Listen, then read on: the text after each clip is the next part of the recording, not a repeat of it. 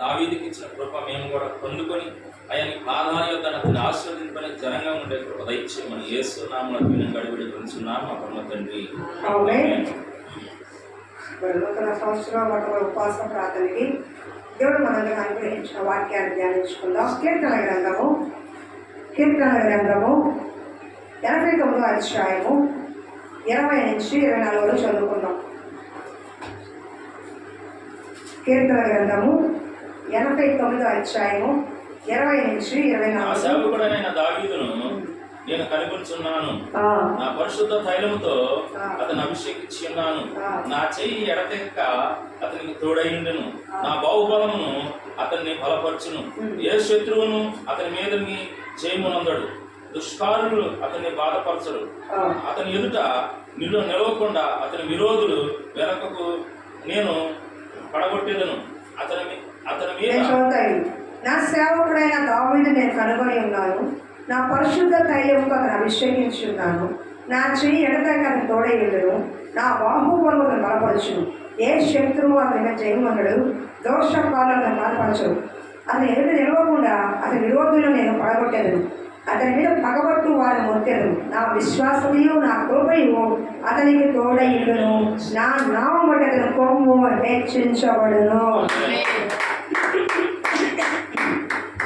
మమ్మల్నిగా ప్రేమించే మా ప్రియ పరలోక తండ్రి, మీకు వందనాలు స్తోత్రాలు చెల్లించుకుంటూ ఈ లేఖన భాగాన్ని మీకు అప్పగిస్తున్నాం. అయ్యా, మా ముందు ఈ రోజున దావీదు గారి విషయాలు స్తోత్రం.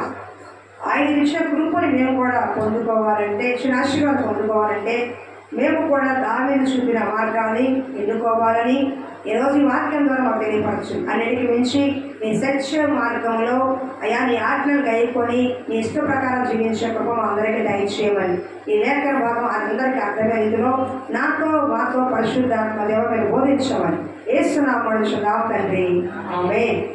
కూర్చుందాం అందరం. కనిపించే మొదటి వెనక్కి. ఇది ఎవరి గురించి చెప్తున్నారంటే దావీదు గురించి. ఎవరి గురించి? దయచేసి కాసేపు ఒక అరగంట నా ఎదురు చూడండి, ఇక్కడ చూడకండి. వాక్యం మీకు అర్థమైతేనే ఆశీర్వాదం మీ దగ్గరికి వస్తుంది. వాక్యం అర్థమైతేనే దావీదు చేసినట్టు మనం చేయడానికి అవకాశం ఉంటుంది. బాగా గుర్తుపెట్టుకోండి, ఒక ఆశీర్వాదం పొందాలి అంటే దాని వెనక చాలా ప్రయాసం ఉంది. అర్థమవుతుందా? ఆశీర్వాదం ఊరికనే రాదు. ఆశీర్వాదం వెంటనే అలా వస్తే వచ్చేది ఆశీర్వాదం కాదు. దేవుడు పరిశీలించి పరీక్షించి ఆ వ్యక్తికి ఎన్నో రకాల పరీక్షలు పెట్టి ఇచ్చేదే ఆశీర్వాదం. ఉదాహరణకి యోగుకి 2 ఆశీర్వాదం పొందుకున్నాడంటే ఎన్నో శ్రమలు పడ్డాడు. భార్య విడిచి వెళ్ళిపోయింది, ఆస్తంతా కోల్పోయాడు, స్నేహితులు కూడా అవమానపరిచారు. వాటన్నిటిని తట్టుకుని దేవుడు మాత్రమే నాకు కావాలి, నా జీవితంలో దేవుడు తప్ప మనకి చోటు లేదు. ఎన్ని కష్ట నష్టాలైనా ఎన్ని శ్రమలైనా నా ప్రాణమే పోయినా నాకు దేవుడు మాత్రం కావాలి, నేను దేవుణ్ణి విడవను అన్న గొప్ప విశ్వాసంతో ఉన్నాడు. కాబట్టి అది పరిశీలించి పరీక్షించి దేవుడు ఏం ఇచ్చాడు? 2 ఆశీర్వాదాలు ఇచ్చాడు. విశ్వాసులైన వారు చాలా సంఘాలు, ఇక్కడ సంఘం మనకే కాదు అనేక సంఘాల్లో ఆశీర్వాదం కావాలి అంటారు. ఆశీర్వాదం కావాలి, నిజమే. మనల్ని దేవుడు ఆశ్రయించడానికి ఇచ్చాడు. దేనికిచ్చాడు?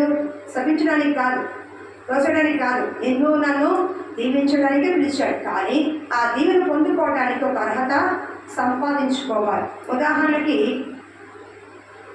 పరుగు పందెంలో పరిగెత్తా ఉంటారు. దాదాపు 10 మంది పరిగెత్తారు పరుగు పందెంలో. అందరికీ వస్తున్న బహుమానం ఫస్ట్ క్లాస్. ఎవరైతే ముందు బాగా పరిగెత్తారో వాళ్ళకి వస్తుంది. కానీ ఆ 10 మంది చేసే పని ఏంటి? ప్రాక్టీస్ చేస్తారు. ఏం చేస్తారు? రన్నింగ్ రేస్ని కొన్ని నెలల నుంచి వాళ్ళు ఏం చేస్తారు? ప్రాక్టీస్. అప్పుడు కూడా పరిగెత్తి తెచ్చుకునే కప్పు కాదు అది. కొన్ని నెలల నుంచి, సుమారు ఒక 6 నెలలు సంవత్సరం నుంచో అభ్యాసం చేస్తారు. కొన్ని 10 కిలోమీటర్లు, 20 కిలోమీటర్లు, 100 కిలోమీటర్లు ఇలా పరిగెత్తి ఆ రన్నింగ్ రేసులో వాళ్ళు అనుకున్న 200 మీటర్లో 300 మీటర్లో ఒక స్థాయి వచ్చినప్పుడు ఆ పరిగెత్తడానికి అవకాశం ఉండి కప్పు తెచ్చుకుంటారు. అంటే వీళ్ళు ప్రయాసపడి అక్కడికి వెళ్ళిన తర్వాత ఎవరో ఒకరు ఏం చేస్తారు? వాళ్ళు గోల్ సంపాదించుకుంటారు, ఒక గిఫ్ట్ని సంపాదించుకుంటారు. అట్లాగే మందిరంలో చాలామంది కూర్చుంటారు. అందరినీ దేవుడు పిలిచాడు. కానీ ఎవరైతే దేవుడి మాటకి లోపడతారో, దేవుడి వాక్యానికి లోపడతారో, దేవుడు చెప్పినట్టు చేస్తారో వాళ్ళకే దేవుడి యొక్క ఆశీర్వాదము. అందరికీ అర్థమవుతుందా? అర్థమవుతుంది. కాబట్టి దేవుడు ఒక వ్యక్తిని ఆశ్రయించాలన్నా, ఒక వ్యక్తిని గణపరచాలన్నా, ఒక వ్యక్తిని ఉన్నత స్థాయి తీసుకెళ్లాలన్నా ఆ వ్యక్తిలో కొన్ని గుణలక్షణాలు చూస్తాడు, ఆ వ్యక్తిలో కొన్ని క్వాలిటీస్ చూస్తాడు. ఉదాహరణకి మీరు ఎవరికన్నా ఒక ఆస్తి ఇవ్వాలనుకోండి, తాగుబోతోడు తిరుగు కొరికిస్తారా? మీరు ఎవరికి ఇస్తారు? ఒక మంచి పిల్లోడు, వీడికి ఇస్తే బాగుపడతాడు, వీడికి ఇస్తే నిలబెట్టుకుంటాడు, వీడికి ఇస్తే ఈ ఆస్తి రెట్టింపు అన్న వాడికి ఇస్తాడు. కానీ తెలిసి జోదం ఆడేవాడికి తాగుబోతు ఇస్తారా ఆస్తి తీసుకెళ్ళి? అంటే పనికిరాని వాడికి ఆస్తి ఇవ్వరు, పనికి వచ్చే వాళ్ళకి, ఇంకా దాన్ని డెవలప్ చేసే వాళ్ళకి, దాన్ని కాపాడుకునే వాళ్ళకి ఇస్తారు. అవునా? ఆ లోకంలో సంపాదించే ఒక 1 కోటి 2 కోట్లు ఒక 10 లక్షలకే ఆలోచించిస్తే దేవుడి యొక్క జీవితకాలం ఉండే ఆశీర్వాదాన్ని కూడా దేవుడు మనం పరీక్షించి పరిశీలించి ఇస్తాడన్న విషయం ఈ వాక్యం ద్వారా మనకి తెలియాలి. ఉదాహరణకి ఈరోజు మనం ఏం చెప్పుకున్నాం? దావీదు గురించి. మన సేవకులు కూడా ఇద్దరు దావీదు గురించి పరిశీలించి చెప్పారు. చాలా బాగుంది, మా మెసేజ్ కూడా చాలా బాగా వచ్చింది, నాకు చాలా నచ్చింది. ముఖ్యంగా పిల్లి గారు చెప్పిన వాక్యం ఇద్దరు బాగా చెప్పారు. ఆయన కూడా ఒక అరగంట సేపు చెప్పారు. ఆ రోజు నేను ఈ వాక్యాన్ని సిద్ధపడ్డా. ఆయన చెప్తూ ఉన్నప్పుడు కొన్ని ఆలోచనలు ఇచ్చినప్పుడు ఆ మరుసటి రోజు ఉదయకాలమే ఈ పాయింట్లన్నీ కూడా నేను రాసుకొని సిద్ధపడ్డా. దావీదుకి దేవుడు చూపిన కృప ఏంటి అర్థమవుతుందా? దావీదు దేవుడికి ఇష్టకరంగా ఉన్నాడు కాబట్టి నన్ను ప్రేమించు వారు నేను ప్రేమిస్తాను, నన్ను ప్రేమించు వారు నేను ఆస్తికర్తగా చేస్తాను. ఇవన్నీ దేవుడిచ్చిన వాగ్దానాలు. కాబట్టి దావీదు దేవుడిచ్చిన కృప ఎలా ఉందంటే ఇక్కడ చదువుతున్నాము, నేను నా సేవకుడైన దావీదును కనుగొని ఉన్నాను, నా పరిశుద్ధ తైలముతో అభిషేకించున్నాను, నా చెయ్యి ఎడతెగని తోడేయుండును, నా బాహుబలాన్ని బలపరచును, నా ఇక్కడ 24 నా విశ్వాసము నా కృపను తోడేయుండును, నా నాలుడైన కొమ్ము హెచ్చించబడును. అంటే దావీదు పట్ల దేవుని యొక్క ఉద్దేశము ఎంత మధురంగా ఉందంటే, ఎంత ఆశ్చర్యకరంగా ఉందంటే, దావీదు పట్ల దేవుని ఉద్దేశము ఎంత ప్రేమగా కనబడుతుందంటే, నా కృపయు నా విశ్వాసము అది తోడై ఉంటాడు, అతను కొమ్ము హెచ్చించబడుతుంది. కొమ్ము అంటే ఇలాంటి కొమ్ము కాదు. చాలా మంది అంటారు, ఎలా నీ కొమ్ము వచ్చిందా అంటే గర్వం వచ్చిందా, కొమ్ము వచ్చిందని, పెద్ద కొమ్ము వచ్చిందా అంటే ఇప్పుడు గర్వం వచ్చిందా అని. ఆ కొమ్ము కాదు. కొమ్ము అంటే హెచ్చించబడతాం, ఒక అధికారం, ఒక బలము, ఒక పరపతి, ఒక ఘనత ప్రభావములు ఇవ్వటం అనేది అంటే ఒక హెచ్చింపు గుర్తు. కొమ్ము అంటే ఏంటి? ఒక ఘనతకి, బలానికి, ప్రభావానికి గుర్తు అనమాట. అవన్నీ ఎవరిచ్చారు? దేవుడు దావీదుకి ఇచ్చాడు. ఘనత, ప్రభావం, అష్టైశ్వర్యం ఎవరిచ్చారు? ఒక గొర్రెల దొడ్లో కాసుకునేవాడిని తీసుకొచ్చి ఇతను నేను కోరుకున్నానని చెప్పి అతను సేవకుడిగా తీసుకొని అభిషేకించిన నాటి నుండి వృద్ధాప్యం వరకు దేవుడు అతను తోడై ఉండి అది శత్రువులందరినీ కూడా పారదోలి అతని కాళ్ళ దగ్గర తీసుకొచ్చి తన వృద్ధాప్యం వరకు కూడా అతని ఘనత, ప్రభావం, అతని కొమ్ము హెచ్చించి ఘనత, ప్రభావం ఇచ్చి రెండు వృద్ధాప్యం వరకు కూడా అష్ట ఐశ్వర్యాలతో, ఘనత, ప్రభావంతో, అధికారంతో, ఎంతో ప్రభావంతో అనేకులు దావీదుని కొనియాడే రీతిలో అతని యొక్క జీవితాన్ని దేవుడు అంత ఘనంగా ఉంచాడు. ఎందుకని? ఏదో మాట ఉంది, నన్ను ప్రేమించు వారిని నేను ప్రేమిస్తాను. ఇది అర్థం చేసుకోవాలి. దావీదు దేవుణ్ణి అంతగా ప్రేమించాడు. ఎవరిని దేవుడు దర్శనం చేశా? నువ్వు కానుకలు ఇచ్చేవాడిని కాదు. నువ్వు 1,00,000 రూపాయలు కానుక ఇచ్చి అన్నావనుకో, నిన్ను కాదు. ఒక 10 మంది నీ కులపోళ్ళు తీసుకొచ్చి కూర్చోబెడతావు. వీళ్ళందరూ మా క్లాస్ వాళ్ళండి, మా కులపోళ్ళు వీళ్ళందరూ 20 మంది నేనే తీసుకొచ్చాను, వాళ్ళని కూడా కాదు. అసలు ఈ మందిరం అంతా నేను కొనిచ్చేసా, వాళ్ళని కాదు. ఎవరైతే నిండు హృదయంతో దేవుణ్ణి ప్రేమిస్తారో, వస్తుందా దేవుణ్ణి ప్రేమిస్తారో వాళ్ళని ఆస్తికర్తలుగా చేస్తాడు. ఆస్తికర్తలుగా కాకపోయినా ఘనత, వాళ్ళ కొమ్ము హెచ్చించబడి వాళ్ళకంటూ ఘనతని, ప్రభావాన్ని, అనేక జనాలు వాళ్ళ గురించి చెప్పుకునే ఒక చరిత్రని దేవుడు వాళ్ళకి ఇస్తాడు. ఇచ్చిన వారిలో ఎవరంటే దావీదు మహారాజు. అర్థమవుతుందా? ఎందుకని దావీదుని దేవుడు అంత ప్రేమించాడు? ఎందుకని నా కృప అతనికి తోడై ఉన్నది అన్నాడు? ఎందుకు అతని కొమ్ము హెచ్చించబడుతుంది అన్నాడు? అతని శత్రువులను నిలబడతానన్నాడు? అతని ముందు ఎవరు నిలవలేదని చెప్పాడు. ఈ 89 కీర్తన ఇంటికి చదవండి, మర్చిపోకుండా చదవండి. 89 కీర్తనలు చదవండి. దావీదు గురించి దేవుని యొక్క ఉద్దేశం, దేవుని యొక్క ఆలోచన, దేవుని ప్రణాళిక, దేవుడు అతనికి చేయబోయే కార్యాలని ఈ 89 కీర్తనలో ఉన్నాయండి. ఒక్కొక్క చదువుతూ ఉంటే రోమం లెక్కపడుచుకో. అంటే దేవుణ్ణి ప్రేమిస్తే దేవుడు ఇంతలా ప్రేమిస్తాడా, ఒక వ్యక్తిని ఇంతగా ప్రేమిస్తాడా అనేది ఆశ్చర్యం కలుగుతుంది. అర్థమవుతుందా? కాబట్టి మొట్టమొదటిగా దావీదు అంత కృప పొందడానికి ఈ 89లో ఇవన్నీ చెప్పట్లేదు. ఈ 89లో ఉన్న కీర్తనలో ఉన్న ప్రతి వచనం దేవుడు దావీదు పట్ల అంతగా పలకటానికి దావీదు చేసిన కార్యాలు ఏంటి చాలా ఉన్నాయి. కానీ ఒక 5 కార్యాలు మనం ముఖ్యమైన చెప్తాను, టైం అవుతుంది కాబట్టి. మొట్టమొదటిగా దావీదు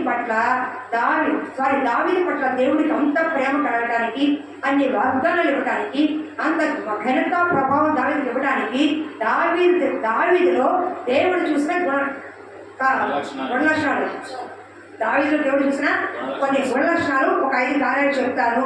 ఈ 5 కార్యాలు మీలో కూడా ఉంటే, మనలో కూడా ఉంటే, దావీదు కొమ్ము ఎలా హెచ్చించబడిందో ఈ రోజు మొదలుకొని నీ కొమ్ము హెచ్చించబడుతోంది.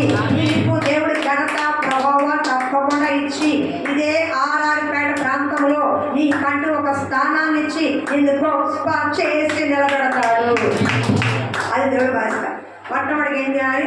ఇది చేయాలి. ఏం చేయాలి చూద్దాం. చూడండి, మొట్టమొదటిగా 1వ దినవృత్తాంతంలో 17 అధ్యాయము 15, 17.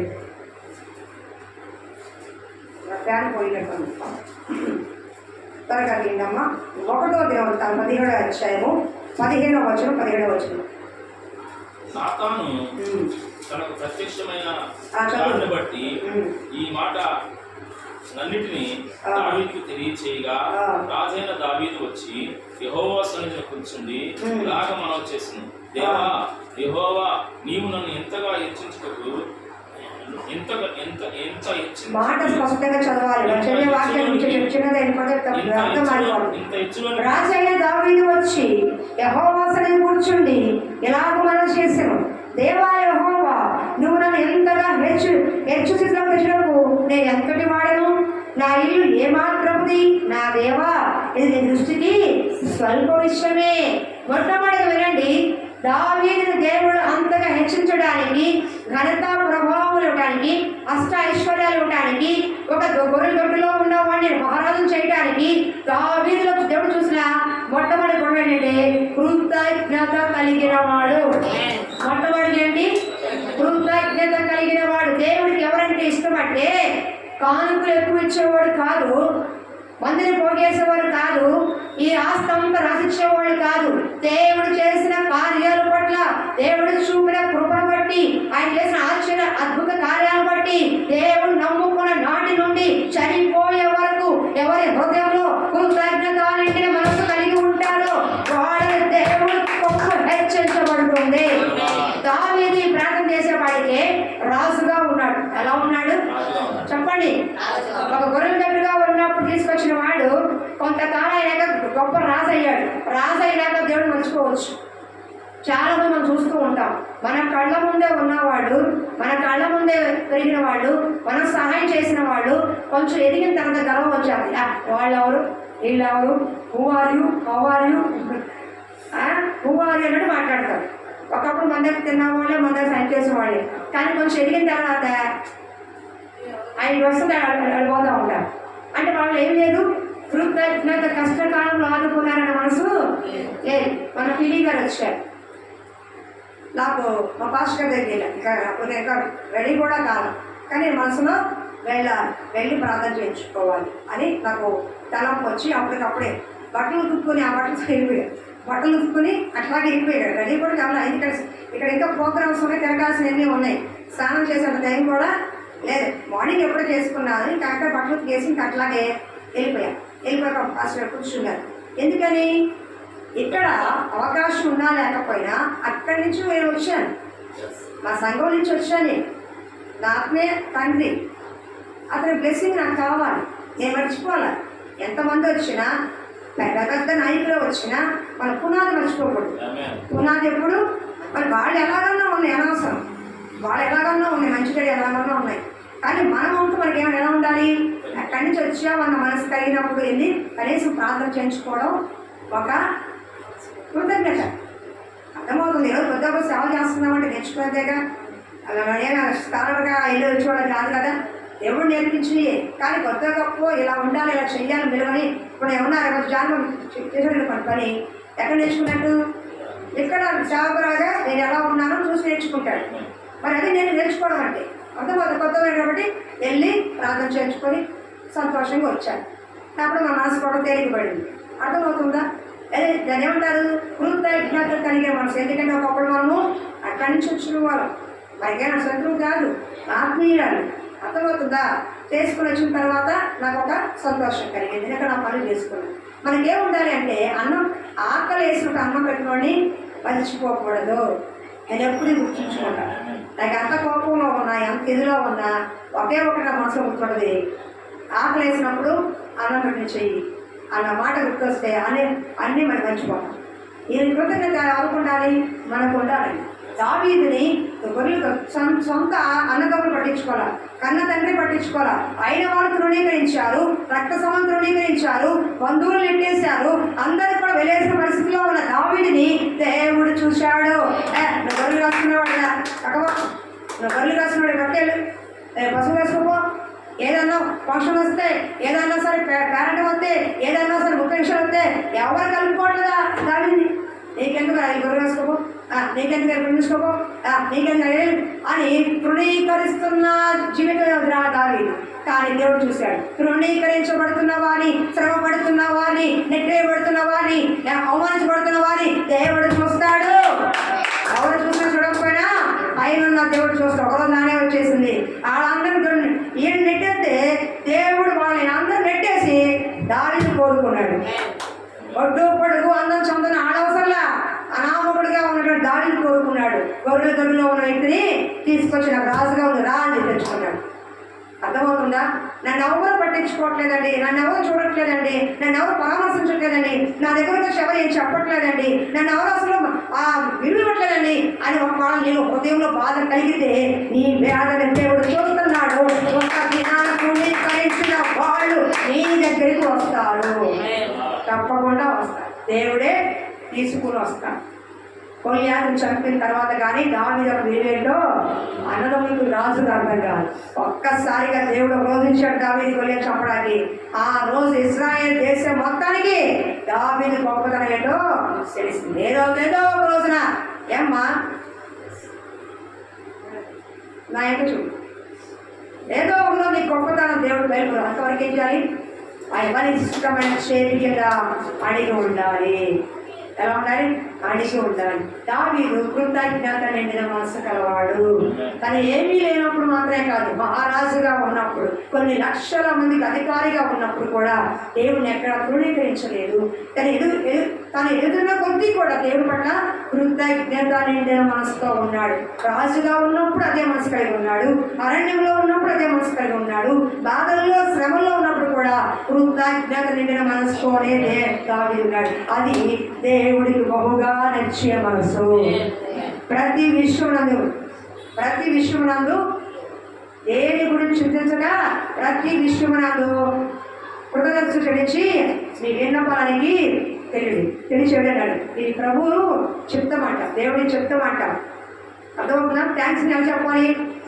మార్నింగ్ లేస్తావు కదా, అయ్యా గడిచిన రాత్రి అంతా నన్ను కంటిపక్కలా కాల్చి కాపాడావు, ఉదయకాలం నాకు ఇచ్చావు, అంటే మరొక రోజు నాకు ఇచ్చావు, థ్యాంక్స్ అయ్యా. చెప్పలేవు?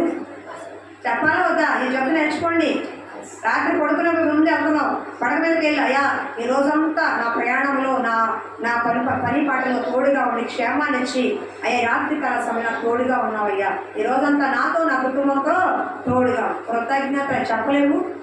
నీ నుంచి ఆయన బంగారం వెళ్ళా కోరుకుంటున్నాడు. నీ నోట్లో నుంచి వచ్చే ఒక ముత్యం ఏమిటి? కృతజ్ఞత. పక్కింటాం కరేపాకి ఇస్తే, పప్పు వేసిస్తే థ్యాంక్స్ వదినా నిప్పుకుంటుంది సరే, అందరు థ్యాంక్స్ వదినా, థ్యాంక్స్ అక్క అంటారా? ఆ పప్పులు ఎందుకు వాడిపోయి రేపొద్దున మొహం మాటిందని మా పప్పు ఇచ్చాక ఇచ్చేయి, కరేపాకి ఇచ్చేయి, మా ఇంట్లో తిన్నావుగా ఇచ్చేయి కట్టు అని అంటారు. ఈ చెత్తంతా మనకు వద్దు. కానీ దేవుడు నీకు ఇచ్చిన రోజును బట్టి కృతజ్ఞత కలిగి ఉండు. పని చేసావా, ఆటోకి వెళ్ళావా, బయట పని చేసుకుని వచ్చావా, వ్యాపారం పెట్టుకున్నావా, క్షేమంగా ఇంటికి వెళ్ళావా, ప్రభా ఈ రోజు నా వ్యాపారంలో తోడుగా ఉన్నా కృతజ్ఞతలు, నా ఆటో రాకపోవడంలో తోడుగా ఉన్నావు కృతజ్ఞతలు, నా బిడ్డ స్కూల్ నుంచి కాలేజీ క్షేమంగా వచ్చిందయ్యా కృతజ్ఞతలు, ఈ రోజు ఎంతో మందికి ఆహారం లేదయ్యా నాకు ఇచ్చే ఆహారం కృతజ్ఞతలు. ఇదే థ్యాంక్స్ గివింగ్. నేను కోరుకునేది ఇదే. ఈ ఒక్క థ్యాంక్స్ గివింగ్ చెప్పలేక సనుక్కొని గొడుక్కొని అరణ్యంలో రాలిపోయినట్టుగా అనేక మంది చుట్టుపక్కల క్రైస్తవులు ఏం చేస్తున్నారు, రాలిపోతున్నారు. అంటే వెనక్కి వెళ్ళిపోతున్నారు. ఏమి లేదు వాళ్ళకి, కృతజ్ఞత నిండిన మనసు లేదు. దేవుడు నేను నుంచి కోరుకుంటుంది నీ ఆస్తి పాస్తులు ధనధాన్యాలు కాదమ్మా, కృతజ్ఞత నిండిన మనసు. నీ పిల్లలని పట్ల కృతజ్ఞత లేకపోతే నీకు ఎంత బాధ వస్తుంది. కానీ పెంచి మరి ఎదిరిస్తే అంత బాధ వస్తుంది. మరి ఆయన కన్నా పరమ తండ్రి ప్రాణాన్ని ఇచ్చాడు, జీవితాన్ని ఇచ్చాడు, ఆయుష్కాలం ఇచ్చాడు. ఈరోజు మనం ఉన్నవాటి దేవుని కృప ఇచ్చాడు. మన కళ ఎంతో రాలిపోతున్నారు. 15 ఏళ్ళకే రాలిపోయాడు ఆయన. ఇంకా 40 ఏళ్ళు 50 బతుకున్నాం. దేవుని కృప కాదా?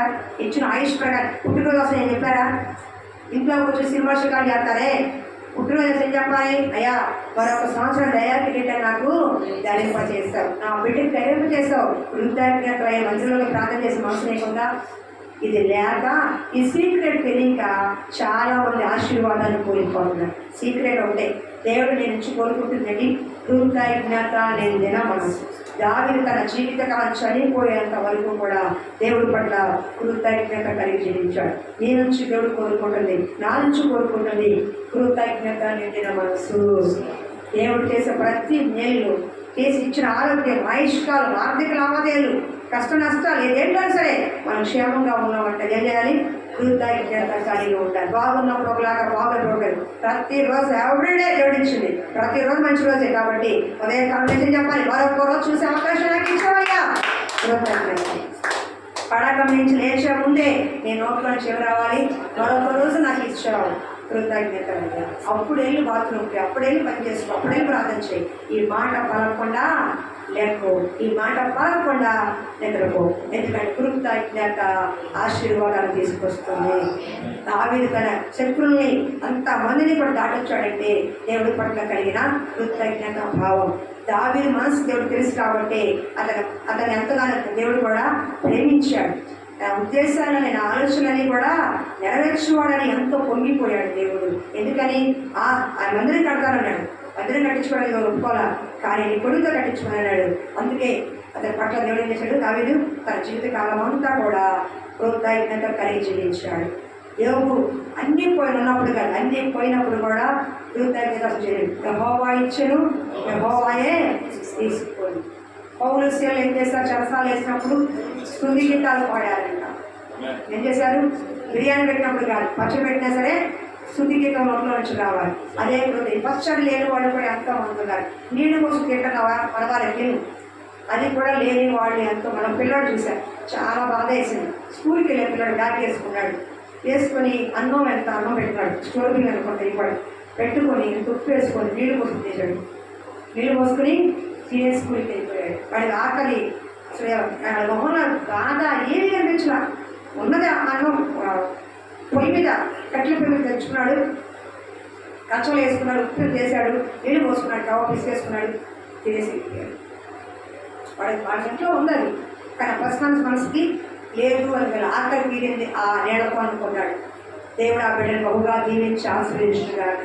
మంచి ఉన్నతమైన ఉద్యోగం, మంచి చదువు, ఉద్యోగం ఇచ్చి ఏది కొదువుగా ఉందో ఇంకో పనులు పెట్టేస్తా ఆ బిడ్డకి ఊరుగా ఎక్కడ బిడ్డ అది యూట్యూబ్లో చూశాను. చాలా కళలు నేను చూసినప్పుడు అనుభవాలు నీకు లేవా, పచ్చళ్ళు నీళ్ళు పోసిన అనుభవాలు నీకు లేవా, ఈరోజు సమృద్ధిగా ఆహారం తింటున్నావే, కక్కా ముక్కేసుకుని తింటున్నావే, దేవుడిచ్చింది కాదా, అది నేను ఎంతమంది ఉన్నారు కదా, ఎప్పుడైనా చెప్పావా, నచ్చం మీద కూర్చొని ఇప్పుడు నచ్చలేదని నచ్చలేదన్నా కదా, మరి తిన్నావా ఎప్పుడైనా, అయ్యా ఈ ఆహారం మీద ఎంతో మంది ఉన్నారు, ఈరోజు 3 పూట్లు నేను తింటాను, నాకు సహాయం చేశావయ్యా. కృతజ్ఞత చెప్పే మనసు నీకుందా? అలా లేకపోతే నువ్వు దేవుడి పట్ల ఆశీర్వాదాన్ని పొందలేవు. మొట్టమొదటి దావీదు వెళ్ళిపోయాడు, కృతజ్ఞత నిండిన మనసు కలిగి. నీకేముండాలి? దావీదు కొమ్ము అంత హెచ్చించడానికి దావీదు పట్ల దేవుడు అంత కృప చూపించడానికి, అతని ఘనత ప్రభావం అష్టైశ్వర్యానికి కారణము దావీదు మనసు. కృతజ్ఞత నిండిన మనస్సు కలిగిన వాడు. అదే మనస్సు నీకు కలిగి ఉండాలి. సనుగుడు గొలుగుడు కాదు. నువ్వేం తింటున్నావో, నీళ్లు పోసుకుంటావో, బిర్యానీ తింటున్నావో, పచ్చడి తింటావో, నీకు ఆరోగ్యం ఇచ్చిన ఆహారం అది. దాని ప్రకారం దేవునికి స్తోత్రం.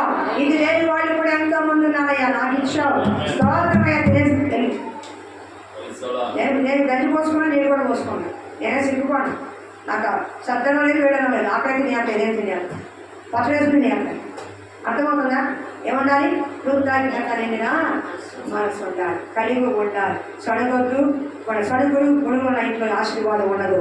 ఈ కలిగి ఉన్న ప్రతి దాన్ని బట్టి ఏముండాలి? Thanks giving, thanks giving. ప్రతి నీ నోట ఏముండాలి? కృతజ్ఞత వచ్చినవి ఉండాలి, బూతులు ఉండకూడదని రాసు. కృతజ్ఞత వచ్చిన మీ నోట పలకాలి, ప్రతి విషయంలో పలకాలి. హాస్పిటల్కి వెళ్ళొచ్చా? స్తోత్రమయ్యా. బిడ్డ పుట్టిందా? స్తోత్రమయ్యా. రాసాలకు వచ్చావా? స్తోత్రమయ్యా. స్తోత్రమయ్యా. ప్రతి దానికి ఎవరి విని నీ నోట్లో ఉండాలి స్తోత్రం, స్తుతి, స్తోత్రం, స్తుతి, స్తోత్రం, స్తుతి. కృతజ్ఞత నిండిన మనస్సు నిన్ను హెచ్చింపజేస్తుంది.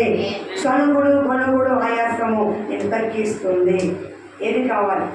2వ అధ్యాయంలో కీర్తనలు 84:1-2. త్వరగా నేను చేస్తాను, టైం అవుతుంది కాబట్టి. 84:2. యెహోవా మందిరమును చూడవాలని నా ప్రాణం ఎంతో ఆశపడుచున్నది, అది సమస్యలుచున్నది.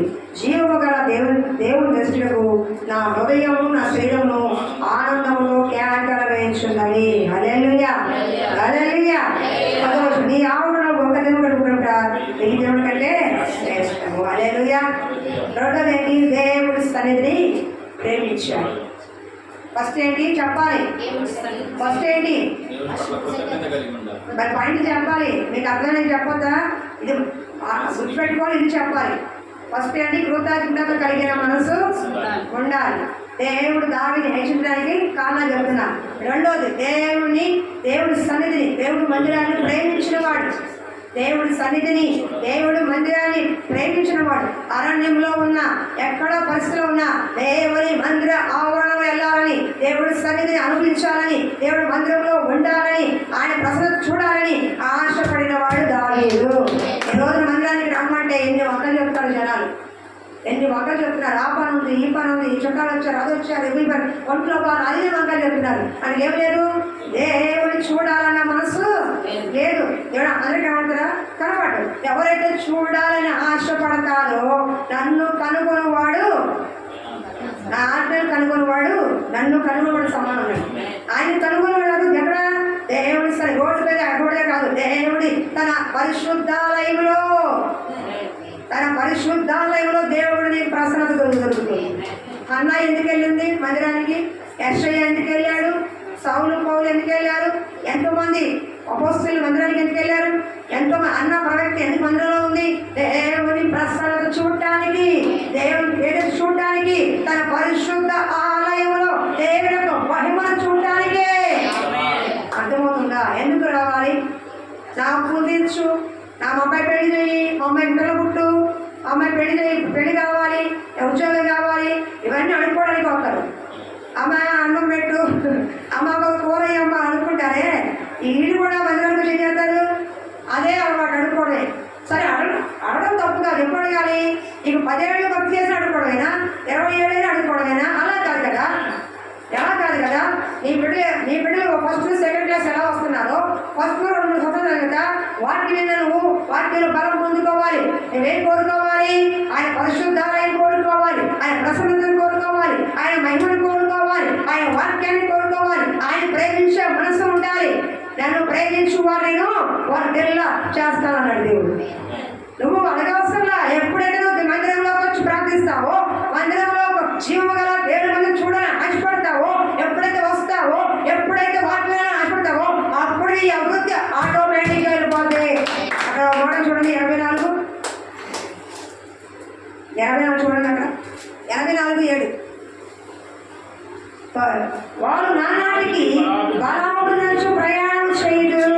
హల్లెలూయా, హల్లెలూయా. నా నాటికి వెళ్ళేతోడా బలాలు ఈ మందిరంలో నివసించు వారు ధన్యులు.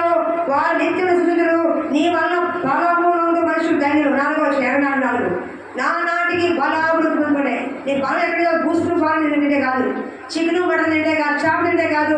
నా నాటికి లేకపోతే బలము కలిగి ఉండాలంటే దేవుడి సన్నిధి ఆయన ప్రసన్నతను నువ్వు ఆశ్రయిస్తే నీ ఆత్మ అంతరంగ పురుషుడు నా నాటికి కూడా బలము పొందుకుంటాడు. విడాని ఆత్మ వర్ధిల్లుచున్న ప్రకారం నువ్వు అన్ని విషయంలో కూడా సౌఖ్యంగా ఉండాలి, వర్ధిల్లాలని కోరుకుంటున్నావు. ఎప్పుడైతే నీ ఆత్మ వర్ధిల్లుతుందో ఆటోమేటిక్ గా నీ ఇల్లు కూడా వర్ధిల్లుతుంది. నువ్వు అడగవసరంలా. మీరు ఆకాశ పక్షుల కంటే శ్రేష్ఠులు కాదా అన్నాడా లేదా దేవుడు? ఏమి తిందుమో, ఏమి త్రాగుదమో, ఏమి కొనుక్కుందామా అడగండి. ఆకాశ పక్షుల కంటే శ్రేష్ఠులు. వాటికని నా ఆహారం గమనా నేను వాటికని పెడతాను. కొన్ని లక్షల పక్షులకి కొన్ని కోట్ల జీవరాశి ఆహారం ఇస్తాను. ఇంకేమన్నా మరి ఎందుకు నాకేమవుతుంది, నాకేం తింటావు అని అడుగుతూ నీ పని అది కాదు. నీ పని ఏంటి? మందిరంలో ప్రార్థన చేయడం. నీ పని ఏంటి? మందిరానికి రావడం. నీ పని ఏంటి? దేవుని ప్రసన్నత చూడటం. నీ పని ఏంటి? దేవుడు ఎలా ఎదగాలని ఆలోచించడం.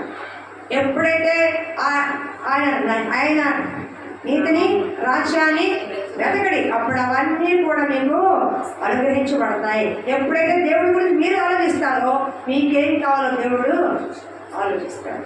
అన్న దేవుడి గురించి ఆలోచించి ఒక కొడుకునివయ్యా నీ సేవకుని చేస్తాను, కానీ సేవకుడు చేసింది తనకి ఇంకా 5 మంది పిల్లలు ఇచ్చండి. అర్థమవుతుందా? మేము కోరుకోవాలి, నీ పరిశుద్ధ ఆలయం చూడాలి, జీవము గల దేవుని మందిరానికి వెళ్ళాలి, ఎప్పుడెప్పుడు మందిరంలో కనబడతాను, ఎప్పుడెప్పుడు దేవుడు వాక్యం వింటాను, ఎప్పుడెప్పుడు నేను ప్రార్థన నా దేవుడితో నేను మాట్లాడుకుంటాను. ప్రార్థన అంటే నువ్వు మాట్లాడతావు, వాక్యం అంటే దేవుడు నీతో మాట్లాడు. నువ్వు మనుషులతో గంటలు మాట్లాడతావు. మనం దేవుడితో ఏం మాట్లాడతావు?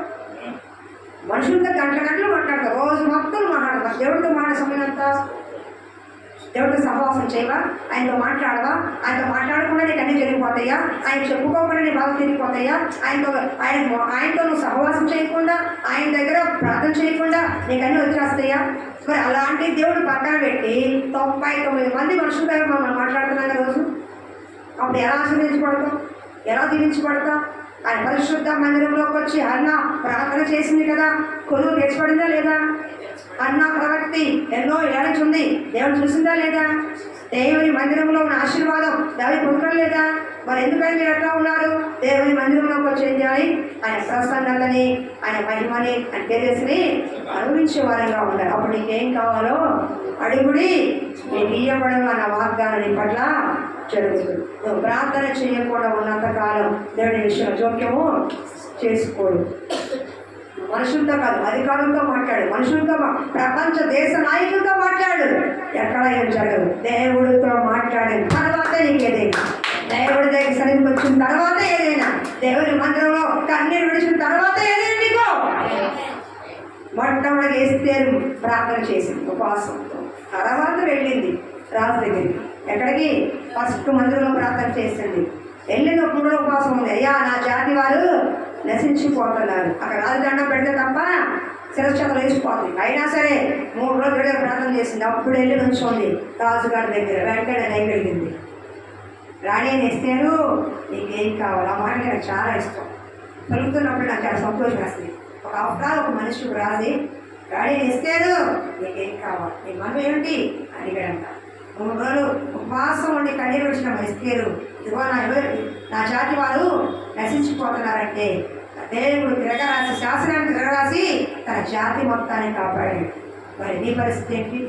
ఎవరి యొక్క సీక్రెట్ ఒకటి, నీకు ఏ స్థాయి కావాలన్నా, ఏ పని జరగాలన్నా మొట్టమొదటి నిండా దేవుడి సరైన ప్రార్థన చేసి అప్పుడు వెళ్ళి, ప్రార్థన చేసి అప్పుడు పరిగెత్తి, ప్రార్థన చేసి అప్పుడు ఎక్కడికి వెళ్ళి, ప్రార్థన చేసి కార్యం మొదలుపెట్టి, ప్రార్థన చేసి నీ వ్యాపారం ప్రార్థన చేసి వాళ్ళ వ్యక్తి. అది కాకుండా ఎక్కడ ప్రపంచం ముఖ్యమైన సరే దేవుడి సహాయం లేకపోతే నేను ఎవరికైనా సహాయం రాదు. దేవుడి సహాయం చేయకపోతే నేను ఎక్కడి చేయను. రాజు శోభను కలుగుతూ ఉన్నప్పుడు మనం అనుకుంటాం వాడు వీళ్ళు దారి మూసుకుపోతాయి. దారి తెరవాలన్నా, మనిషి కలగాలన్నా, నీ పట్ల దయా కనికరి కలగాలన్నా ఇక్కడ నువ్వు ప్రార్థించి వెళితేనే అక్కడ నీకు రహదారి పోవటం. ఇది నేర్చుకోండి, ఇది సీక్రెట్. అర్థమవుతుందా? ఆయన పరిశుద్ధాలయాన్ని ప్రేమించాడు. ఎరుషలేమా నేను ప్రేమించు వారు వర్ధిల్లెదరు. ఎవరిని? దేవుడి వాక్యాన్ని, దేవుడి మందిరాన్ని ప్రేమించు వారు వర్ధిల్లుతారు. అనుభవం లేకపోతే ఎట్లాగా మీకు ప్రార్థన చేయకపోతే ఎట్లాగా? వర్షం రాకూడదని నేను కన్నీటితో ప్రార్థన చేసుకోండి. అందరూ చేశారు, నేను కూడా చేశాను. వచ్చినా చేసేది ఏం లేదు. కానీ చిన్నవారు అయ్యా నేను ఒకటే చెప్పా, నేను అనుకున్నాను, నేనైతే చాలా స్వల్పమైన అల్పమైన కాదు, కానీ నువ్వు గొప్పవాడు, నువ్వు గొప్పవాడు, నువ్వు అల్పమైన వాడు కానీ ఘనమైన వాడు, గొప్పవాడు. ఈ గొప్ప కార్యము జరిగించాయ్యా అని కన్నీటితో ఈ బలిపీఠం పట్టుకు ప్రార్థన చేసి నిజమే తిప్పుబడి కొద్దిమంది మనం 230 మంది ఫోన్ చేశారు. మనమే ఎక్కడ పెట్టేది ఎక్కడ? అది ఎవరు చేస్తే వచ్చింది? 5 రొట్టెలు 2 చేపలు దేవుడు సహాయం చేస్తే వచ్చింది. మనుషుల ద్వారా మాత్రమే కాదు, దేవుడి కనికరం, దయా కనికరం. ఒక మనిషి మనం పెట్టాలన్నా ఏముండాలి? దయా కనికరం ఉండాలి. కొంతమంది అడిగినా ఎవరు, కొంతమంది అడగకపోయే ఇస్తారు. అది ఎవరున్నట్టు? దేవుడు. ఉండాలంటే ఏం చేయాలి? తన ఆలయములో నా మొర వినెను, అది నేను ధరణి భయకరము చేసేవోమా యథార్థమైనది పరిపూర్ణమైనది యెహోవా. హల్లెలూయా. ఏమండి మందిరానికి వస్తే మాకేంటి లాభం అండి? చక్కగా చెప్పారు చూడండి. మందిరానికి వస్తే నీకు లాభం 84:10 84:4 చదవయ్యా. 84:4 5-7 నీ మందిరం నివసించు వారు ధన్యులు, వారు నిత్యం నివసించరు. నీ వల్ల బలమును మనిషి ధన్యులు, యాత్ర చేయు మార్గము వారికి అతి ప్రియములు. వారు బాగా లోయలో నడుచు దాని జలమయముగా చేదురు. తొలకరి వాన దాని వారు దాని యువత కప్పును. వారు నానాటికి పలాబు నుంచి ప్రయాణం చేదురు. హల్లెలూయా, హల్లెలూయా, హల్లెలూయా. నీ మందిరం నివసించు వారు ధన్యులంట, వారు నానాటికి బలాభివృద్ధి పొందుకుంటారంట. తొలకరి వానతో దీవెనతో కప్పబడతారంట. నీ వల్ల బలమైన మనుషులు ధన్యులని చెప్తుంది. ఎన్ని ఆశీర్వాదాలు ఉన్నాయండి, ఎన్ని ఆశీర్వాదాలు ఉన్నాయి చూడండి. నీకు ఆశీర్వాదం కీర్తన 67:4 కీర్తన 67:4 త్వరగా తీయమ్మా. నీ ఆవరణలో నివసించున్నట్లు నువ్వు ఏర్పరచుకుని చేర్చుకున్నవాడు ధన్యుడు. 65:4 కీర్తన 65:4 చదువుమండి. నీ ఆవరణలో నివసించినట్లు నువ్వు ఏర్పరచుకొని చేర్చుకున్నవాడు ధన్యుడు. నీ పరిశుద్ధ ఆలయం చేత నీ మందిరంలో తృప్తిపరచు. తృప్తి పొందేదము. నీ పరిశుద్ధ ఆలయం చేత నీ మందిరంలో మేలు చేత తృప్తి పొందేదము. దేవుడి సన్నిధిలో మేలుతో తృప్తి పడతామంటారు. ఆ భారం పెడితే తృప్తి పడతాడు. దేవుడికి ఇచ్చే మేలు బట్టి ఏం చేస్తాం? తృప్తి పడతాం. ఎప్పుడైనా తన పరిశుద్ధ ఆలయంలో కనబడినప్పుడు, దేవుడి సన్నిధిలో నిలబడినప్పుడు నీకు మేలు చేయక మానడు. అలాంటి పరిశుద్ధ ఆలయాన్ని ఏం చేస్తారు జనాలు? నిర్లక్ష్యం చేస్తున్నారు. అందుకే మనం చెప్పారు మాస్టర్ గారు, నా మందిరాన్ని నిర్లక్ష్యం చేస్తున్నారు మీరు, నేను మిమ్మల్ని నిర్లక్ష్యం చేస్తాను. దాన్ని ప్రేమించు వారిని ప్రేమిస్తాను, నన్ను విసర్జించు వారిని విసర్జిస్తాము అని దేవుడు చెప్పాడు. దాంట్లో సుమా ఎప్పుడైతే నువ్వు దేవుడి మందిరం ప్రేమిస్తావో, ఎప్పుడైతే అసలు నిలబడతావో అని ప్రసన్న చూడాలని, నా దేవుడి మందికి ఎప్పుడెప్పుడు వెళ్ళిపోతానా అని ఆశ, దావీదు లాంటి కోరికలు కోరుకున్నావు, నిశ్చయముగా నీ కొమ్ము హెచ్చించబడుతుంది. నానాటికి బలాభివృద్ధి నుండి దేవుళ్ళ చేత తృప్తి పరచబడతావు. అర్థమవుతుందా? అందుకే ఏం చేయాలి? పరిశుద్ధాలయానికి మందిరానికి రావాలి, అనేకొని తీసుకొని రావాలి. ఇంకా మూడోది ముందుకు వెళ్ళిపోతాం. మూడోది అమ్మ ఫస్ట్ ఏంటి? చెప్పండి. కృతజ్ఞ మనసు. రెండోది ఏంటి? మూడోది దేవుడి పైన ఆధారపడిన వాడు. చెప్పండి. దేవుడి పైన ఆధారపడాలి. కీర్తన 18:102 నేను ముగించేస్తాను. 10 నిమిషాలు అయిపోయింది. చెప్పడానికి ఉన్నాయి కానీ టైం అవుతుంది కాబట్టి నేను త్వరగా షార్ట్ కట్ చేస్తాను. నా బలమా, నేను నిన్ను ప్రేమించుచున్నాను. నా శైలము, నా కోట, నన్ను రక్షించువాడు, నా కేంద్రమును, నా రక్షణ శృంగమును, నా ఉన్నత దుర్గము, నా దేవుడే. 54:4 ఇదిగో దేవుడు నాకు సహాయకుడు, ప్రభువే నా ప్రాణమును ఆదరించువాడు. నా శత్రువులు చేయి కీడు ఆయన వారి మీదకే రప్పించును. ప్రభు నాకు సహాయకుడు, దేవుడే నాకు సహాయకుడు.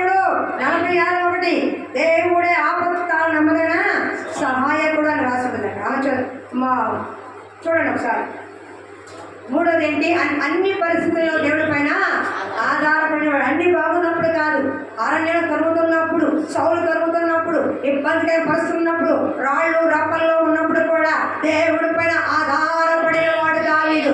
ఎవరిపైన ఆధారపడుతున్నావు? మనుషుల యొక్క ఆధారము సొంత వరకే. ఆయన కోపం గొప్పది, దేవుని యొక్క సహాయం గొప్పది. నా వల్ల సహాయం పొందిన వీరు ధన్యులు అన్నాడు దేవుడు. అర్థమవుతున్న మనుషులు ఒకసారి చేయగలుగుతారు, కానీ జీవితకాలం నీ పక్కన సహాయకుడు ఆయనే. ఆ కాలమున నమ్ముకొనదగిన సహాయకుడు యేసే. ఈ ప్రతి పరిస్థితిలో కూడా నాకు వాళ్ళు ఆధారం, వీళ్ళు ఆధారం, వీళ్ళున్నారు, వాళ్ళు ఉన్నారు, నాకేంటిలే, నాకు ఎవరైనా చూసుకుంటారులే, నాకేనా అందరూ వచ్చేస్తారులే అని అనుకుని భ్రమపడుతున్న నీకు చెప్పినాడు దేవుడు, మనుషుల సహాయం కొంతవరకే, ఆయన సహాయం కడవడుకోవచ్చు, మురిగి వచ్చు వరకు ఎత్తుకొనబడను నేనే అన్నాడు దేవుడు. అర్థమవుతుందా?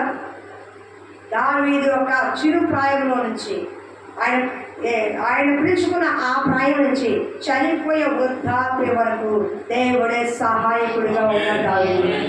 ఆశా యుద్ధరాంగం వచ్చేసింది, శత్రు సైన్యం వచ్చేసాడు, ప్రార్థన చేశాడు, ప్రభువా నీవే నాకు దిక్కు, బలము లేని వారికి సహాయం చేయటకు నీకన్నా బలమైన వాడు లేదయ్యా, నీవే నాకు దిక్కు యెహోషాపాతు అన్నాడు. ఆశా ప్రార్థన చేశారు, వాళ్ళు గొప్ప చేయాలని దేవుడు ఇచ్చాడు. మనుషుల సహాయం పొందితే అవమానపడతావు, సిగ్గుతో తరలించుకోవాలి, వాళ్ళన్న మాటలు భరించాలి, కానీ దేవుడి దగ్గరకు వచ్చి కన్నీరు విడిస్తే నీకు చాలినంత సహాయం ఆయనే చేస్తాడు. మనుషులు అడగడం తప్పు కాదు, అడగదని చెప్పటం. మనం కూడా ఏదైనా అత్యవసరం ఇప్పుడు అడుగుతాం సహాయం కొరకాలి, దానికంటే ముందు ఎవరిని అడగాలి? నేను చిన్న చెప్పానే, నీ ఆధారం ఎవరై ఉండాలి? దేవుడై ఉండాలి. ఒక కార్యం జరగాలంటే మొట్టమొదటి ఉండాలి, ప్రార్థన చేసి ఉండాలి. వాళ్ళని డబ్బులు ఇవ్వాలి అనుకుంటున్నావు, ₹1,00,000 కావాలి, ఎవరు ఉండాలి? వాళ్ళే సార్ వీళ్ళు ఇస్తారో పరిగెత్తాం, కానీ ఎవరో ఏం చేయలేదు. మళ్ళా ఎక్కడ రావాలి? 10 రోజులు తిరుగుతాం, 15 రోజులు తిరుగుతాం, మళ్ళా ఏమైపోతుంది? మళ్ళా తిరుగుతుంది, అయ్యా ఏసయ్యా ఏడుస్తాం. ఆ ఏడు నేను ముందే ఎడుతుపోవాలి. 15 రోజులు నేర్చే బదులు ముందే ఏడ్చామనుకో, మొట్టమొదటి రోజులు ఈ మార్గాలు తెరవబడి ఎర్ర సముద్రాన్ని 2 పాలుగా చేసినట్టు. ఏంటమ్మా ఎదుర్కొన్నావేంటి నువ్వు దాని నుంచి? ఏంటి బాధ? ఒక్కటైతే ఏవైతే వాక్యం చెప్తున్నారు కదా, నన్ను చదువుతారేంటి? ఇప్పుడు పెళ్లి నష్టమేంటి? తప్పది. నేను నన్ను చూస్తాను, 3-4 సార్లు చేశాను పని. వయసులో పెద్దవాళ్ళు మీరు అబద్ధాన్ని అనిపించుకోకూడదు, కొంచెం చూసుకోండి. ఏం చెప్తున్నానమ్మా? దేవుడి పైన ఆధారపడి ఉండాలి. నా కొడుకు ఉన్నాడు, నా కూతురు ఉంది, మా బలగం ఉంది, మా కొడుకు ఉన్నారు, మా జనం బాగా ఉన్నారు, వీరిదంతా మా వాళ్ళు అంటే ఆ టైం అవ్వడం కూడా సహాయము చెయ్యడు. దేవుడే దిగు రావాలి. దిక్కు లేని వారికి ఏదో చెప్పాలి, దిక్కు లేని వారికి దేవుడే దిక్కాడు. అర్థమవుతుందా? నీ దిక్కు ఎవరై ఉండాలి? మొట్టమొదటిగా యెహోషాపాతు రాజే, కానీ శత్రువు ఎదుర్కోవడానికి మాకు సహాయం సరిపోదు, నీవే నాకు దిక్కు అన్నాడు. 4 దిక్కులు సైన్యం వచ్చేస్తే నీవే నాకు దిక్కు అన్నాడు. 4 దిక్కుల సమస్య చుట్టుముట్టేస్తే ఏ మనిషిని ఆదుకోవడానికి రాడు, కానీ పై నుండి ఒక హస్తం వస్తుంది. ఆయన దక్షిణ హస్తాన్ని పైన ఉండి ఆయన నిన్ను ఆదుకుంటాడు. అటువంటి ఏం చేయాలి? ఆయన పైన ఆధారపడాలి. అయ్యా మన యుద్ధానికి వెళ్ళమంటాను అడిగాడు దావీదు. వెళ్ళు జయిస్తాను వెళ్ళాడు. మనసుడికి వెళ్ళా అంటే కేలా వాళ్ళు నేను అప్పగిస్తాను ఎలా వాక అన్నాడు. తన భార్య బిడ్డల్ని సొత్తుని అన్ని తీసుకెళ్ళిపోతే ఏడుస్తూ ఏ ఫోన్ ధరించి విచారణ చేసింది దావీదు. ఎంకో నా శత్రువుతో తరుగుతానయ్యాడు, వెళ్ళు తెచ్చుకొని భార్య బిడ్డలు అన్నాడు. ప్రతి విషయంలో ప్రతి కార్యంలో ఆధారపడాలని దావీదు అంతగా పసి బిడ్డ ఆధారపడినట్టుగా ఆధారపడి. ఈరోజు నువ్వు నీ జ్ఞానంతో, నీ శక్తితో, నీ సామర్థ్యంతో నేను దేనైనా సాధించగానే వెళ్ళిపోతున్నావు, కానీ నీ వల్ల ఏమీ కాదు, చెట్టుకే పడాల్సిందే. వాళ్ళు ఎవరు రావాలి? దేవుడే దిగి రావాలి. అదేదో ముందే అడవచ్చుగా. ముందే ఏం చేయాలి? ప్రభువా ఈరోజు నీ పని కోసం వెళ్తున్నా, ఈ పని నీ చిత్తమైతే నాకు జరిగించు, నీ చిత్తమైతే నాకు ఈ లోన్ ఇప్పించు, నీ చిత్తమైతే ఈ ఉద్యోగం నాకు ఇప్పించు, నీ చిత్తమైతే వ్యాపారాన్ని అభివృద్ధి విస్తరించు, నీ చిత్తమైతే సంఘాన్ని నిలబెట్టి వాడుకో. ఇలా ప్రభు దగ్గర ఆధారపడి ప్రార్థన చేయడం తప్ప మనుషులు నమ్మితే వాడు ఏం చేస్తారు? నమ్మకాన్ని ఒమ్ము చేస్తారు. చివరిదాకా వచ్చి చెప్పేది అయిపోయిందాము, అలాగా మేము ట్రై చేసాము, ఇల్లే దొరకలేదు, అయిపోయింది. 20 రోజులు తిప్పారు, 10 రోజులు తిప్పారు, 15 రోజులు తిప్పారు, 4 రోజులు తిప్పారు. ఆశగా 31 రోజు అయిపోయింది, చేతులు ఎత్తేసారు. కానీ 1వ రోజైన చేతులు ఎత్తుంటే ఎస్తేరు రాగాని మనకి ఏమిటి, నీకు ఏం కావాలి అని దేవుడు అడిగేవాడు. ఎవరిపైన ఆధారం ఉండాలి? ప్రతి పరిస్థితుల్లో దావీదు దేవుడి పైన ఆధారపడ్డాడు. మోషే కూడా దేవుడి పైన ఆధారపడే ఇశ్రాయేలు సైన్యాన్ని నడిపించాడు. ఎవరైతే దేవుడి పైన ఆధారపడతారో వాళ్ళ దేవుడు ఎప్పుడు కూడా ఆధారపడండి. ఈ వాక్యాన్ని ఏంటి, బైబిల్లో ఉన్న ఈ వాక్యాన్ని మీద ఆధారపడడు, ఎక్కడ సిగ్గుపడడు, వాడి తల ఎక్కడా కూడా నేల పడదు. ఎవరిని ఆధారం ఉండాలి? నేను చెప్తా ధైర్యం, నా ఆధారం నా దేవుడే. నువ్వు చెప్పగలవా? చెప్పే దమ్ముందా నీకు? నా ఆధారం నా సమస్తము నా దేవుడే నేను చెప్పగలుగుతాను. నువ్వు చెప్తావా? చెప్పగలిగితేనే నేను సహాయకుడిగా ఉంటాడు. పైపని చెప్పడం కాదు, హృదయాంతరంలోంచి నా జీవితంలో ప్రతీది కూడా నా దేవుడి పైన ఆధారపడి నేను చేస్తాను, దేవుడు చిత్తానుసారంగా నేను చేస్తానన్నాను. కానీ నీకుంటే నిశ్చయముగా నువ్వు ఏం చేస్తావు? నిలబడతాం. 3, 4వది దావీదు గొప్ప ప్రార్థన అవ్వడు. నేను ముగించాక అయిపోయింది, నేను నాకు చెప్పేసి వెళ్ళిపోతాను. మొట్టమొదటి చెప్పా, ఫస్ట్ దావీదు కొమ్ము హెచ్చించబడటానికి, అతని శత్రువులు అతని కాళ్ళను పట్టుకోవడానికి, తన ముది వచ్చే వరకు కూడా వృద్ధాప్య కష్ట ఐశ్వర్యాలతో ఉండటానికి కారణం ఒకటే. మొట్టమొదటిగా దావీదు దేవుడి పట్ల కృతజ్ఞత కలిగిన వాడు. రెండోది దేవుడిని ఎంతగానో ప్రేమించిన, మందిరాన్ని సన్నిధిని ప్రేమించిన వాడు. మూడోది దేవుడి పైన ఆధారపడిన వాడు. 4వది దావీదు గొప్ప ప్రార్థన వాడు. దినానికి 7 మార్లు నిన్ను స్తుతిస్తున్నాను. ప్రతి కష్ట సమయంలో కూడా, ప్రతి విషయంలో కూడా ప్రార్థన చేసేవాడు ఎవరు? దావీదు. మనం మనసు బాగుంటే ప్రార్థన చేస్తాం, లేక ప్రార్థన చేయం. ఆరోగ్యం బాగుంటే ప్రార్థన చేస్తాం, బలహీనంగా ఉంటే ప్రార్థన. కానీ దావీదు ఎట్లా కాదు, ప్రతి సమస్యలో కూడా, అన్ని విషయాల్లో కూడా దేవుడి పైన ఆధారపడి ప్రార్థన చేశాడు. యోగు కూడా అన్ని పరిస్థితుల్లో ప్రార్థన చేశాడు. పౌలు గారు కూడా ప్రతి విరోధ పరిస్థితుల్లో, ప్రతికూల పరిస్థితుల్లో కూడా ప్రార్థన చేశాడు. అపోస్తులు ప్రార్థన చేశాడు, దావీదు చేశాడు. సింహాల కోల్లో ప్రతికూల పరిస్థితి దానియేలు ప్రార్థన చేశాడు. యూదా జాతి కోసం ఎస్తేరు ప్రార్థన చేశాడు. అబ్రహాము లోతు కోసం ప్రార్థన చేశాడు. ఏం చేద్దాం? వాళ్ళ మొహాన్ని ప్రార్థన లేదు. ప్రార్థనే క్రైస్తవ ఊపిరిలాడు. ఎప్పుడైతే నువ్వు ప్రార్థన చేయలేదో నీ ఊపిరి ఆగిపోయినట్టే. అంటే నువ్వు ఆత్మీయంగా చచ్చిందాక సమానం. ఎప్పుడైతే నువ్వు ప్రార్థన చేయలేదు, ఆత్మీయంగా చచ్చిపోయావు. నువ్వు పైకి బ్రతికే ఉన్నావు, కానీ ఇన్నర్లో ఆత్మ ఈ దీపం నీకు వెలగట్ల. ఈ దీపవృక్ష నీలో వెలగట్ల. వెలిగితేనే కాదు అసలు, ఇది వెలుగుతూనే.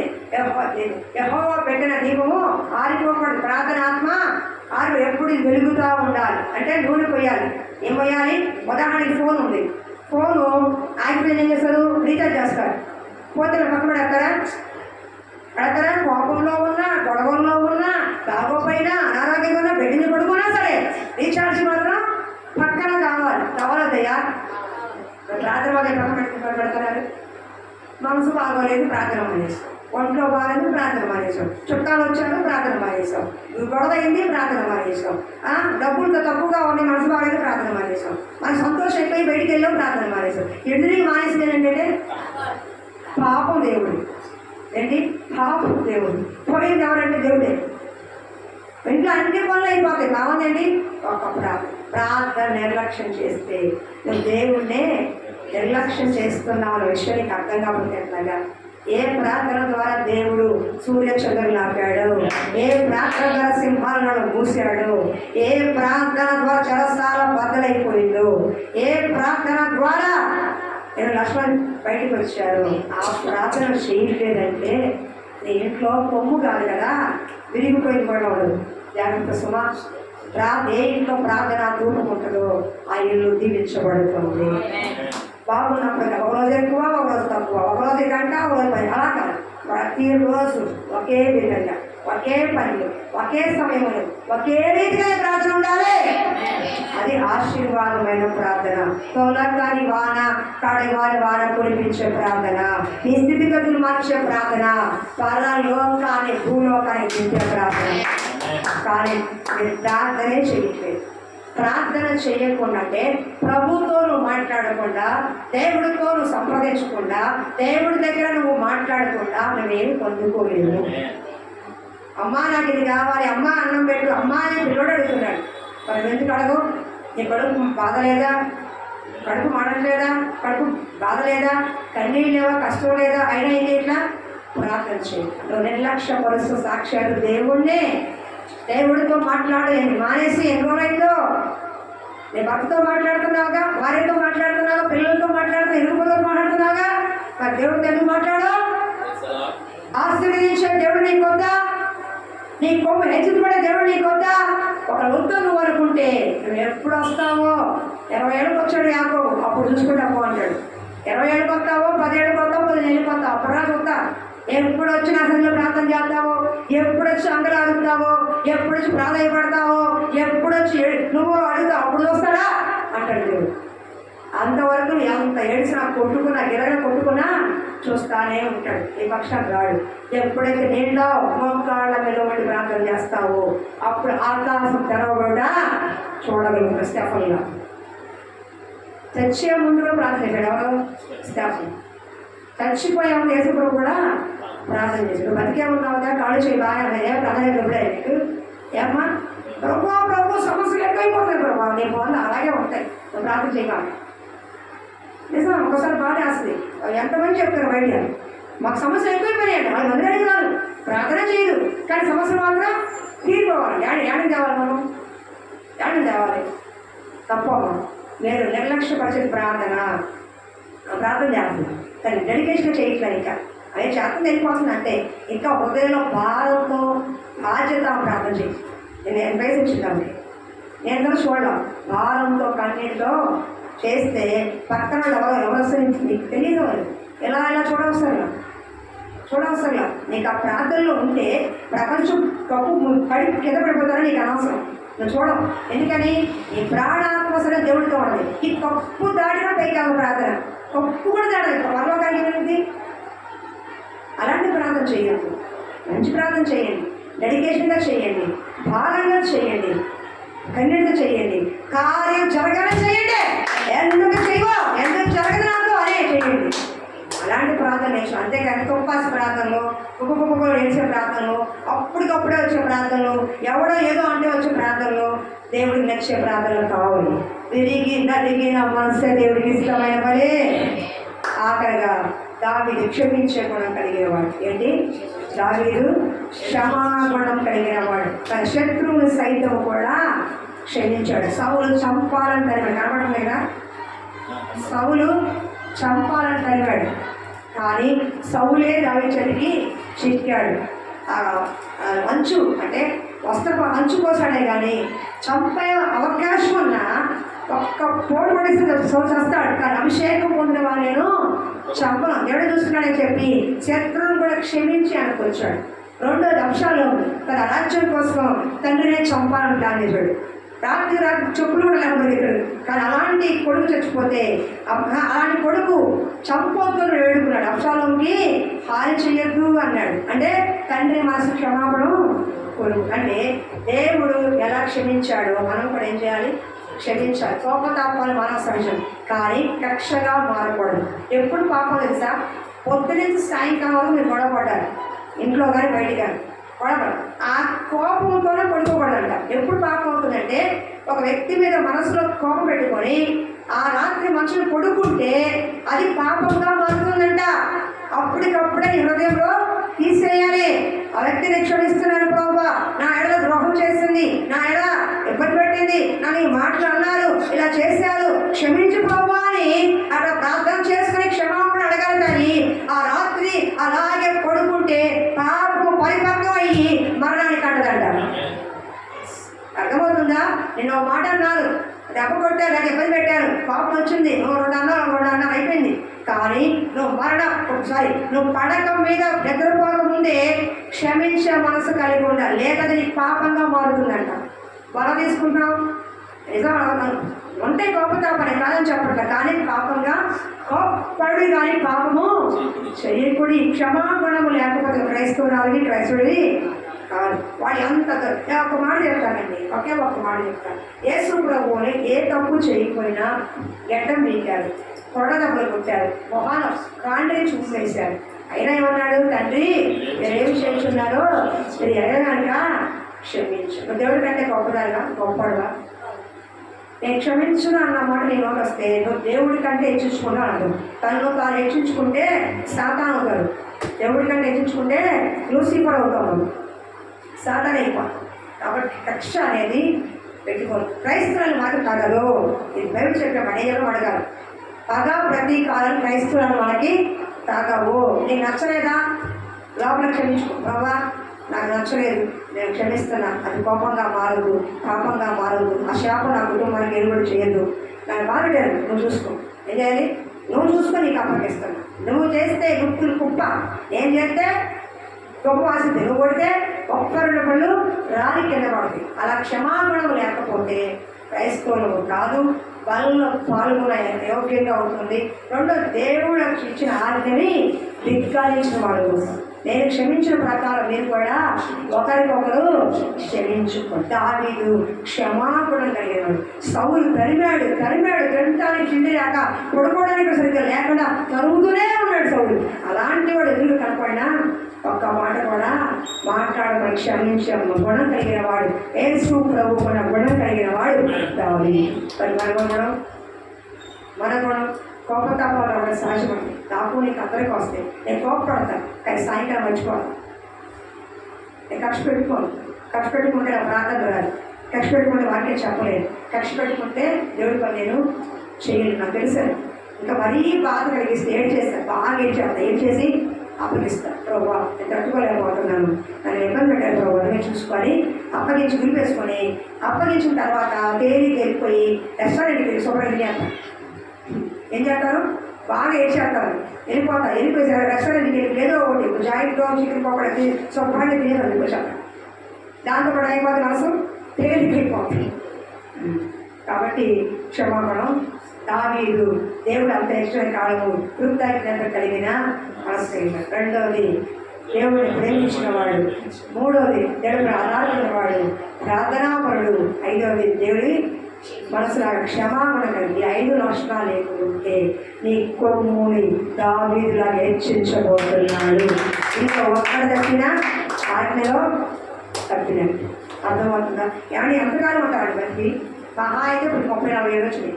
మహా అయితే దేవుడు ఇంకో 34 ఏళ్ళు ఉంటుంది. ఈ 34 ఏళ్ల కాలంలో ఓ కక్షలు, ఒక అరణ్యాలు, మొహం తిప్పుకోవడాలు, ఇది సమాధానం లేకపోవడాలు ఎంత జరిగితే నీ ఆయుష్ నువ్వే సగం పోతుందంట. కోపం ఎక్కువ మీద ఆయుష్ నాకు తగ్గిపోతుంది. మొహం మీద ముడతలు వస్తాయంట. ఏమవుతాయి? ముడతలు వస్తాయంట. మొహం అంతా గ్లామర్ దెబ్బలు. కక్ష అంటారు ఎప్పుడు.